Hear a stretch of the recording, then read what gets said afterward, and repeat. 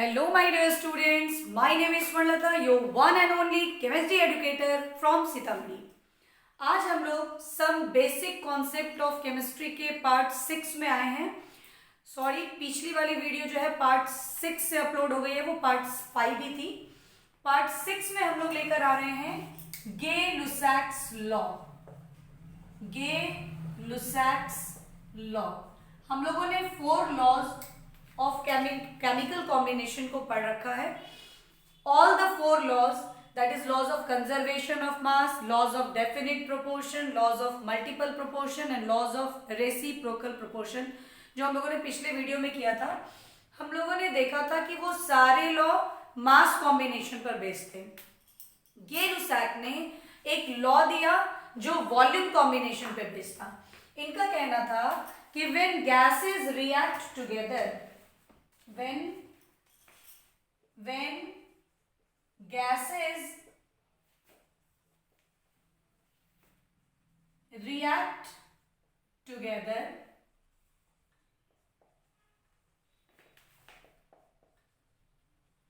they do so in term of volume, which bear a simple ratio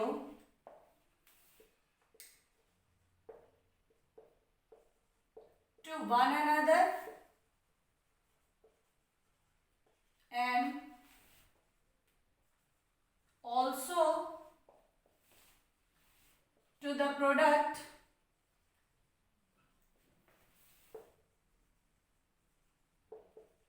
which are all gases at a given temperature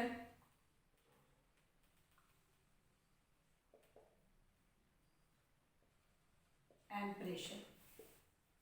यानी गे-लुसाक का कहना था कि when gaseous reactant react together to form a gaseous product, जब reactant और product दोनों gaseous होंगे तो उनकी कॉम्बिनेशन वॉल्यूम के रिस्पेक्ट में होगी, क्योंकि गैस वॉल्यूम ऑक्यूपाई करते हैं. और ये जो कॉम्बिनेशन होगी, ये इनका जो रेशियो होगा वो ऑलवेज सिंपल होगा. जैसे अगर हम H2 गैस का कॉम्बिनेशन करते हैं Cl2 गैस से, तो ये फॉर्म करता है 2HCl गैस. यानी 1 volume of H2 when combined with 1 volume of Cl2 to give 2 volume of HCl. अगर हम N2 का कॉम्बिनेशन कराते हैं 3 मॉलिक्यूल ऑफ H2 से to give 2 molecule of NH3, तो ये कॉम्बिनेशन भी वॉल्यूम के रिस्पेक्ट में होता है. 1 volume, 3 volume and 2 volume. So in first case the ratio become 1:1:2 and in this case the ratio is 1:3:2. both are a simple ratio. This is Gay Lussac's law. ये बहुत ही simple statement है और इस पर बेस्ड कोई न्यूमेरिकल भी नहीं होती. बस आपको ये कॉन्सेप्ट समझ लेना है कि गैसियस रिएक्टेंट कंबाइन करके अगर गैसियस प्रोडक्ट्स बना रहे हैं तो उनकी कॉम्बिनेशन हम मास के रिस्पेक्ट में ना करके वॉल्यूम के रिस्पेक्ट में करेंगे at a given temperature and pressure, और उनका जो रेशियो आएगा वो सिंपल रेशियो आएगा.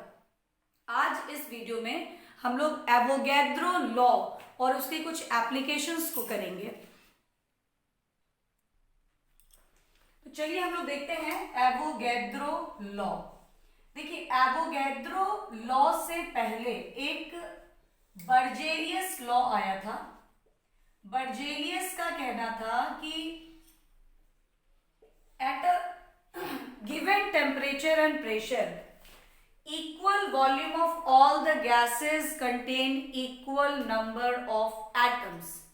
बर्जेलियस का कहना था equal volume of all the gases contain equal number of atoms. But Dalton's की एटॉमिक थ्योरी को जब हम लोग ने पढ़ा तो हम लोगों ने ऑब्जर्व किया कि एटम इंडिविजिबल है. अगर हम लोग एक एग्जांपल लें जहां डायटोमिक एटॉमिक जो मॉलिक्यूल है उसका अगर हम लोग यूज करते हैं like H2 plus Cl2 gives 2HCl. All are gases, all the reactants and products are gases. So the combination is in term of volume. One volume of this, one volume of this combines to give two volume of this. Berzelius के according to Berzelius, an atom of H2 combines with n atoms of, क्योंकि इनका कहना था कि volume जब equal होगी तो number of atoms equal होंगे. तो सपोज कि वन वॉल्यूम अगर दोनों की ली जा रही है तो नंबर ऑफ एटम्स दोनों के क्या होंगे, n ही होंगे. और अब जब इसका 2 वॉल्यूम फॉर्म कर रहा है तो इसका 2n कंपाउंड एटम फॉर्म करेगा. Compound atom means molecule. तो जब हम इसका 1n करेंगे तो ये n/2 and this is n/2 atoms हो जाएंगे. इट मीन्स अगर इसका हम 1 कंपाउंड एटम फॉर्म करते हैं तो इसका half atom combines with half atom of H2. और हम लोगों को पता है कि एटम क्या होते हैं, इंडिविजिबल होते हैं according to the Dalton's atomic theory. तो यानी यहाँ जो मेजरमेंट है वो एटम के रिस्पेक्ट में हम नहीं करेंगे, क्योंकि एटम जो है, डाल्टन्स का कहना था कि एटम इंडिविजुअल है, उसको डिवाइड नहीं कर सकते, तो फिर हाफ एटम कैसे पॉसिबल हो सकता है. तो बर्जेलियस के इसी स्टेटमेंट को, बर्जेलियस के इसी स्टेटमेंट को एवोगैड्रो ने थोड़ा इंप्रूव किया और उन्होंने एटम और मॉलिक्यूल के डिफरेंस को भी क्लैरिफाई किया. उनका ये कहना था कि हम लोग हर तरह के सबस्टांस के जगह पर एटम का ही यूज नहीं करेंगे.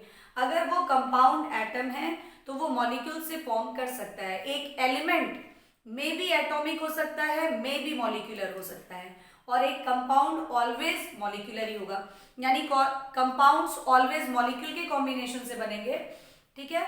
लेकिन जो एलिमेंट होगा, अगर वो पोटेशियम है, के है, तो वो एटम से बना होगा, लेकिन अगर वो O2 है तो वो मॉलिक्यूल से भी फॉर्म कर सकता है. तो इस तरीके से उन्होंने एटम और मॉलिक्यूल को भी डिस्टिंक्ट किया और अपने स्टेटमेंट को थोड़ा मॉडिफाई करके उन्होंने कहा,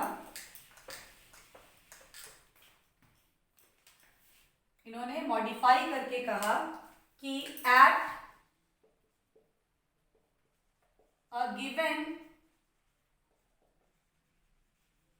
temperature and pressure, equal volume of all the gases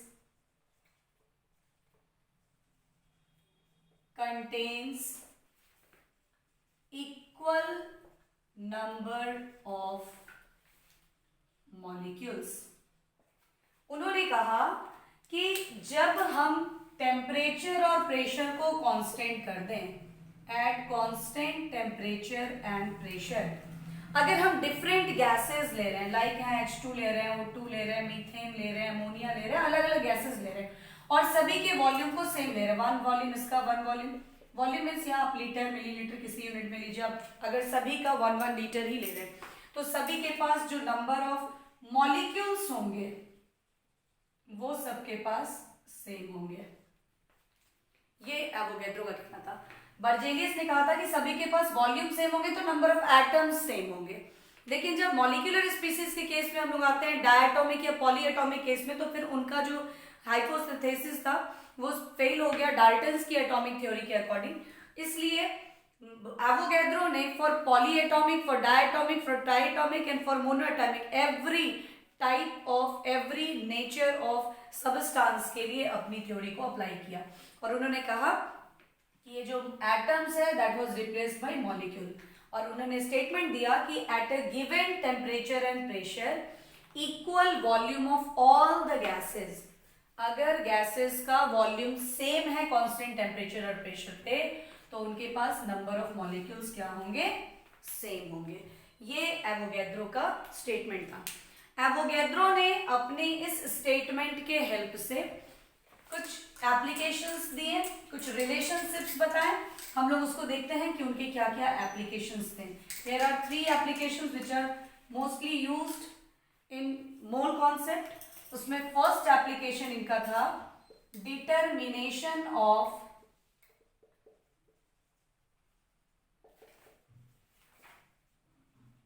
atomicity of an element. किसी एलिमेंट की एटॉमिसिटी को हम लोग इसमें बता सकते हैं। एटॉमिसिटी मतलब क्या हो गया, जैसे अगर हम ऑक्सीजन की बात करते हैं तो इसकी एटॉमिसिटी कितनी होगी, जितने एटम के कॉम्बिनेशन से ये बना है 2। अगर हम ओजोन की बात करेंगे, हम P4 की बात करेंगे तो इसकी एटॉमिसिटी क्या होगी 3, इसकी एटॉमिसिटी क्या होगी 4। दिस आर एटॉमिसिटीज, ठीक है ना। तो एवोगैड्रो ने एटॉमिसिटी के कॉन्सेप्ट को दिया। उन्होंने एक एग्जांपल लिया, H2 प्लस O2 के कॉम्बिनेशन से उन्होंने H2O फॉर्म किया। उन्होंने कहा कि अगर इसका 2 वॉल्यूम, इसका 1 वॉल्यूम, तो इसका 2 वॉल्यूम फॉर्म करेगा। मीन्स अगर इसका 2n मॉलिक्यूल, इसका n मॉलिक्यूल, तो इसका 2n मॉलिक्यूल फॉर्म करेगा, ठीक है। तो अगर हम इसका n मॉलिक्यूल फॉर्म करेंगे तो इसका n/2 मॉलिक्यूल और इसका n मॉलिक्यूल कंबाइन करेगा। It means 1 molecule of hydrogen combines with half molecule of oxygen to give 1 molecule of water. अब आप देखिए कि 1 molecule of water is formed by half molecule of oxygen, यानी हम लोग बोल सकते हैं कि 1 molecule water contains half molecules of oxygen। अभी हम लोगों ने देखा कि 1 मॉलिक्यूल वाटर कितने मॉलिक्यूल ऑफ ऑक्सीजन से फॉर्म कर रहा है, हाफ मॉलिक्यूल से। तो 1 molecule of water contains half molecule of oxygen, क्योंकि रिएक्शन का पूरा ऑक्सीजन कहाँ गया है, वाटर में ही गया है ना। यानी आप laws of conservation of mass पे पढ़े हैं ना कि टोटल मास जो यहाँ का है वो यहाँ आएगा। तो इसका हाफ मॉलिक्यूल कंबाइन कर रहा है तो इसका 1 मॉलिक्यूल वाटर का फॉर्म कर रहा है, यानी 1 मॉलिक्यूल वाटर में कितने मॉलिक्यूल ऑक्सीजन है, 1 मॉलिक्यूल। और हम देख रहे हैं इस फॉर्मूला से कि 1 molecule water contains 1 atom of oxygen. ये भी आपको दिख रहा है from the formula of water. इस वाटर के फॉर्मूला से आप क्या देख रहे हैं कि 2 atom hydrogen and 1 atom of oxygen combined to form water molecule, ठीक है। तो हम लोगों को क्या मिला, we find that half molecule of oxygen is equals to 1 atom of oxygen, क्योंकि half molecule of oxygen is also present in 1 molecule of water and 1 atom of oxygen is also present in 1 molecule of water. तो 1 molecule of water means half molecule of oxygen and 1 molecule of water means 1 atom of oxygen. So both are equal. तो ऐसे condition में अगर हम 1 molecule oxygen की बात करेंगे तो ये 2 इधर आ जाएगा and there is 2 atoms of oxygen. इसका मतलब 1 molecule वाटर में 2 atoms of oxygen होंगे। So ऑक्सीजन मॉलिक्यूल की एटॉमिसिटी कितनी हो जाएगी, 2 हो जाएगी, ठीक है। इसी तरीके से हम अदर केसेस में अदर एग्जांपल्स को लेकर के उसकी एटॉमिसिटी को डिटरमाइन कर सकते हैं। तो this is determined with the help of Avogadro law, यानी किसी भी एलिमेंट की एटॉमिसिटी को डिटरमाइन करना हो अगर वो गैसियस फॉर्म का है तो वो हम लोग एवोगैड्रो लॉ के हेल्प से कर सकते हैं। फिर इन्होंने दूसरा एप्लीकेशन अपना दिया था। दूसरे एप्लीकेशन में इनका कहना था कि how we can determine the relation between molecular mass and vapor density। इन्होंने रिलेशन बताया था molecular mass and vapor density के बीच में। दूसरी एप्लीकेशन थी डिटर्मिनेशन ऑफ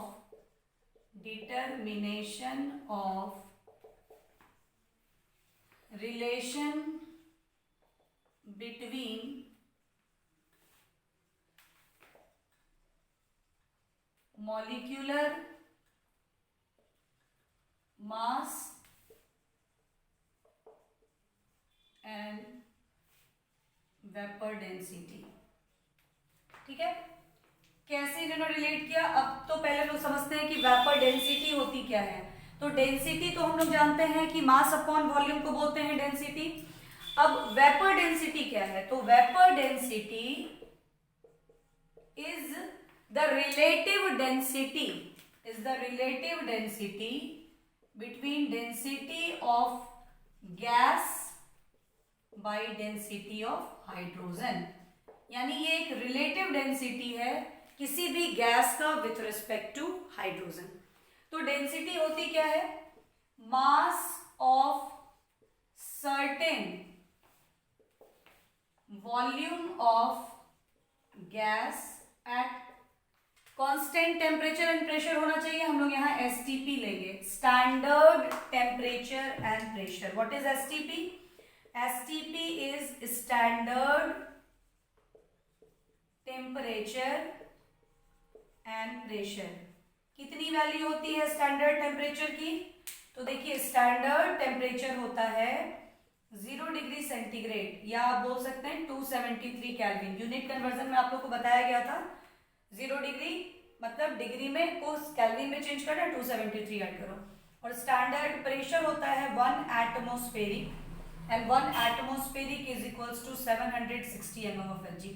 तो ये value standard temperature and pressure के होते हैं। तो यहाँ कंडीशन हम लोग स्टैंडर्ड टेम्परेचर एंड प्रेशर का ही लेंगे, divided by mass of certain. यहाँ हम फिक्स्ड वॉल्यूम अभी नहीं ले रहे हैं, वॉल्यूम जो है अभी सर्टेन दोनों की सेम है बट फिक्स नहीं है, कुछ भी वॉल्यूम हम लोग ले सकते हैं। Volume of hydrogen at STP लिख सकते हैं हम लोग ऐसे, क्योंकि डेंसिटी क्या होता है? Mass upon volume, means mass of certain volume of gas, और ये हो गया मास of certain volume of hydrogen. But यहाँ पे हम लोग टेम्परेचर और प्रेशर को कांस्टेंट किए हैं क्योंकि एवोगैड्रो लॉ तभी अप्लाई हो सकता है। अब आप देखिए कि एवोगैड्रो लॉ के अकॉर्डिंग टू एवोगैड्रोज लॉ क्या कहना है एवोगैड्रो का? एवोगैड्रो का कहना है कि volume is directly proportional to number of molecules. तो यानी इसको हम लोग क्या लिख सकते हैं? मास ऑफ, जब दोनों की वॉल्यूम सेम है तो मॉलिक्यूल्स भी सेम होंगे, n molecule of gas bye mass of n molecule of hydrogen. ठीक है, अब इस n मॉलिक्यूल को अगर हम कैंसिल करके 1 मॉलिक्यूल कर दें तो रिलेशन होगा मास of 1 molecule of gas bye mass of 1 molecule of hydrogen. This is vapour density. अब आप कहिएगा मैम रिलेशन क्या है? ऐसा तो कुछ खास पता नहीं चल रहा है कि क्या रिलेशन आ गया। तो देखिए अभी रिलेशन हम देखते हैं। यहाँ इसको हम हटा रहे हैं, आप लोग नोट करना है कर लीजिए, ये बताएंगे इसको आगे इस तरफ।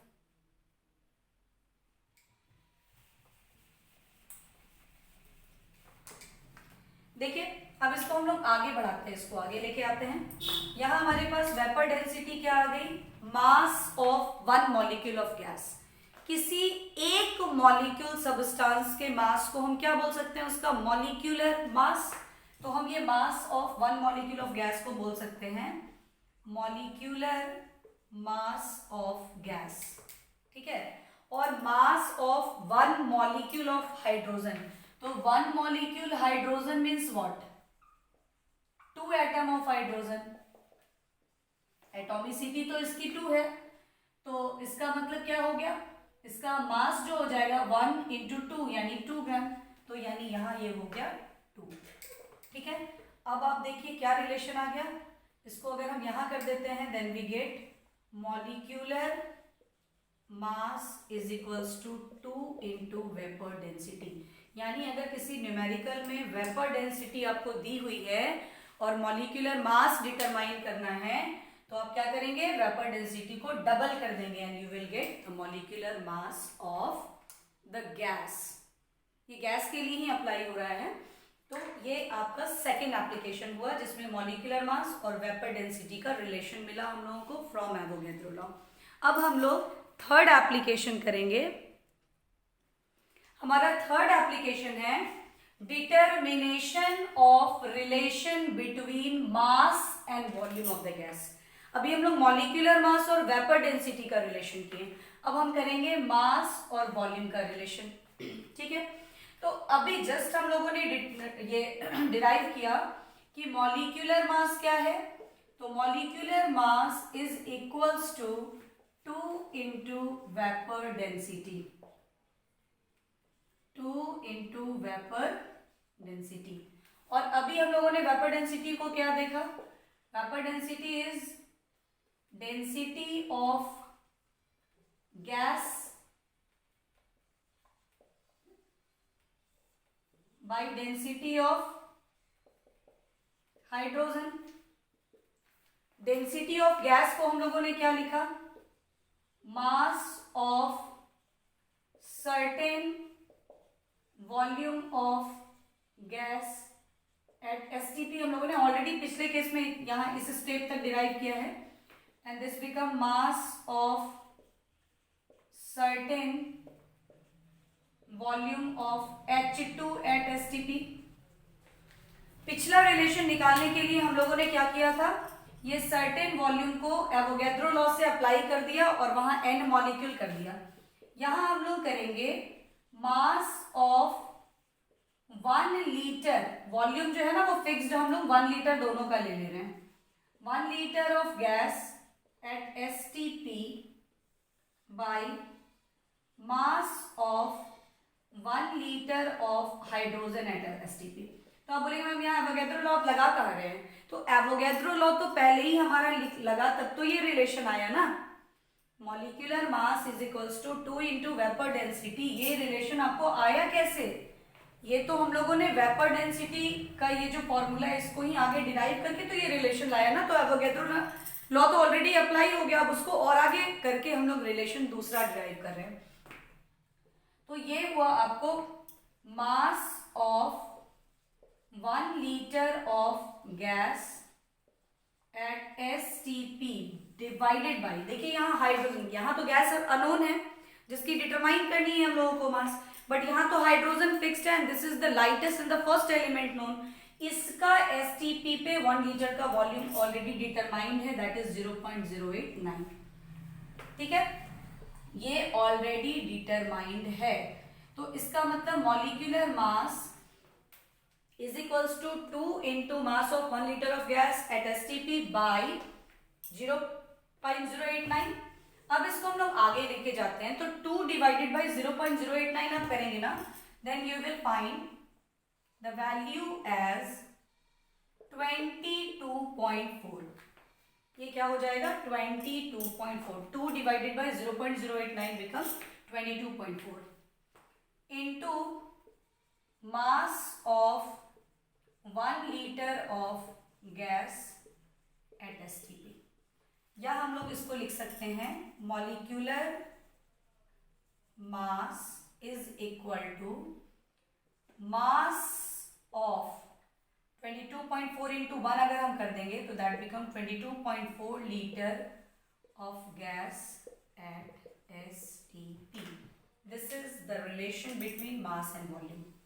क्या मतलब हुआ इसका, इसका मतलब ये हुआ कि अगर किसी गैस का मॉलिक्यूलर मास अगर हमको पता है और वॉल्यूम बताना है कितना होगा, तो अगर किसी गैस का मॉलिक्यूलर मास हमको पता है तो उस वक्त वो वॉल्यूम कितना ऑक्यूपाई करेगा 22.4 लीटर। यानी अगर किसी भी गैस ने 22.4 लीटर वॉल्यूम ऑक्यूपाई किया एसटीपी पे, स्टैंडर्ड टेम्परेचर एंड प्रेशर पे, तो उसका जो मास होगा वो उसके मॉलिक्यूलर मास के इक्वल होगा। ठीक है, क्या क्या समझे इससे आप लोग। कोई भी गैस अगर है हमारे पास, जैसे अगर हम मीथेन का 22.4 लीटर लिए हैं, एसटीपी पे लिए हैं, सारे केसेस हम लोग एसटीपी पे ले रहे हैं।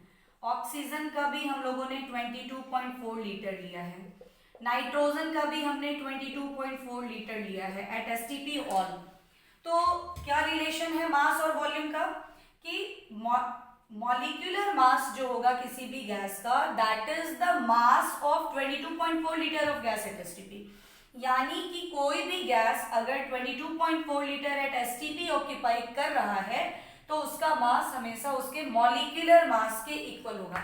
तो अब हमारा जो नेक्स्ट सेशन होगा Dalton's law of atomic theory, और फिर हम लोग एटॉमिक और मॉलिक्यूलर मास के कॉन्सेप्ट को ही पढ़ेंगे कि मॉलिक्यूलर मास कैसे डिटरमाइन करते हैं, मॉलिक्यूलर मास होता क्या है। ठीक है, ऐसे आप लोगों ने 9th-10th में जो मोल के न्यूमेरिकल्स किए होंगे, जिन बच्चों ने अच्छे से समझा होगा वो मॉलिक्यूलर मास निकालना जानते होंगे। जैसे ऑक्सीजन में O2 का मॉलिक्यूलर मास क्या हो जाएगा 16 इंटू 2, 1 एटम है 16 ग्राम, तो 2 के लिए 16 इंटू 2 करते हैं, यानी कि इसका 32 ग्राम जो मास है वो कितना वॉल्यूम ऑक्यूपाई करेगा 22.4 litre. This is the volume, fixed volume of 22.4 litre at which the mass of oxygen is equals to the molecular mass of oxygen। ये molecular mass है इसलिए AMU में एक्सप्रेस होगा। आप लोग ये सब, अब जो हमारा नेक्स्ट लेक्चर आएगा, ये जो सीरीज आगे बढ़ती जाएगी उसमें आप ये AMU, ग्राम, इनके बीच relation, atomic mass, molecular mass, molar mass, molecular mass और मोलर मास में क्या अंतर है, AMU और ग्राम में क्या रिलेशन है, ये सारे कंफ्यूजन से जो है ना आप लोग बिल्कुल अच्छी तरह से दूर हो जाएंगे। आपको बिल्कुल कोई कंफ्यूजन नहीं होगा ये सारे टर्म्स में कि मॉलिक्यूलर मास कब बोलते हैं, मोलर मास कब बोलते हैं, एटॉमिक मास कभी ग्राम में लिखते हैं, कभी AMU में लिखते हैं, क्या मतलब है इसका, कभी कोई कुछ कभी कुछ बोल देते हैं हम लोग।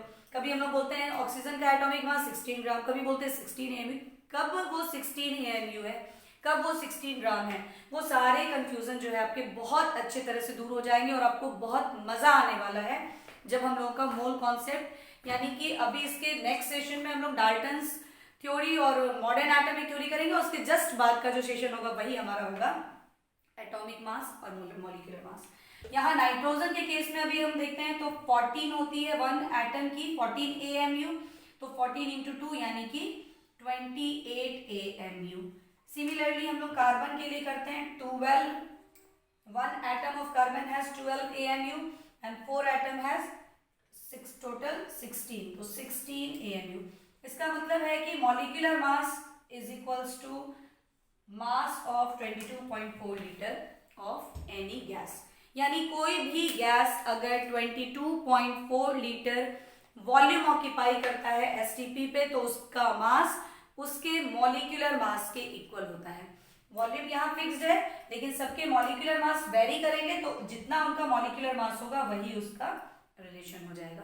तो this is the third application of Avogadro law.